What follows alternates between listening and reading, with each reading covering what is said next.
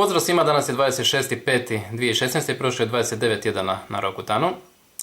Sad sam stavio ovu kameru punit, zato što evo, uključio sam vidio da je baterija prazna, sinoć se nisam sjetio staviti punit, dosta mi se bilo ispavalo, tako da eto, sad je moram držat.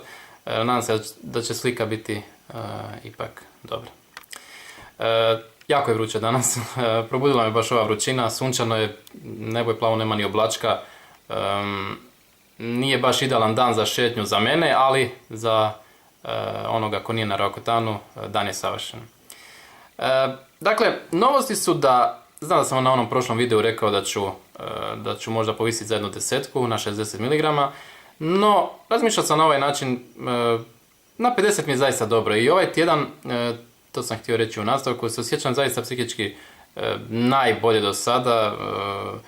Mislim da se razumijemo, osjećao sam se ja i prije dobro, ali ovaj tjedan je bio baš nekako poseban.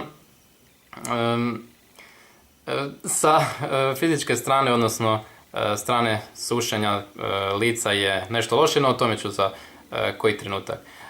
Dakle, odlučio sam ostati na ovih 50 mg zato što nije neka razlika kad se gleda po mjesecima. Mislim da mi se drma malo kamera.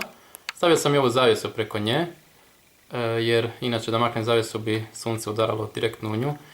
Dakle, što sam bio počeo govoriti? Da ću ostati na ovih 50 mg zato što nije neka razlika, 1500 po mjesecu umjesto 1800, dakle nije neka razlika od 300 mg, a ovako mi dosta dobro ide, osjećam se jako dobro i nemam nekih nuspojava na kojih bi se mogao požaliti, tako da nema razloga da koliki god mali rizik da bude, da ga uopće poduzimam.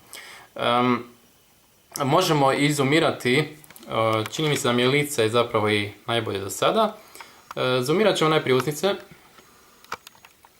Samo malo, jer mi je ova kamera dosta nagnuta. Evo, usnice, dosta suhe.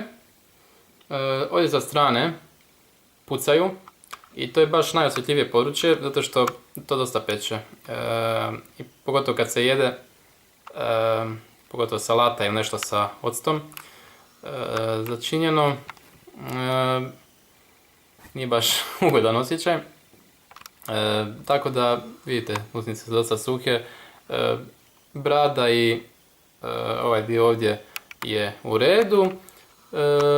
Desna strana lica je dosta dobra. Ima nekih još malih problemića, ali čini mi se da je sve bolje i bolje. Lijeva strana je isto, jako sam zadovoljan, mislim da stvarno ide,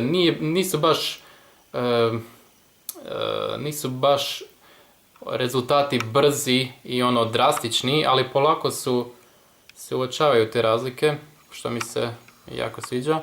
Čelo je ko po običaju uvijek je dobro i zahvalno.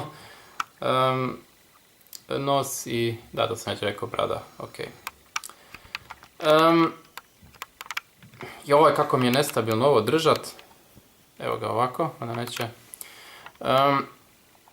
Dakle, koji je danas? Da, 26.5. Morat ću piti još ovo nekih možda mjesec i pol. Tako ću propustiti dobar dio ljeta.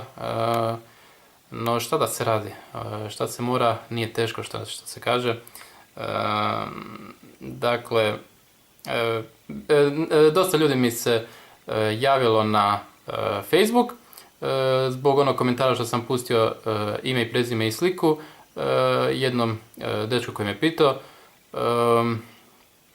Tako da,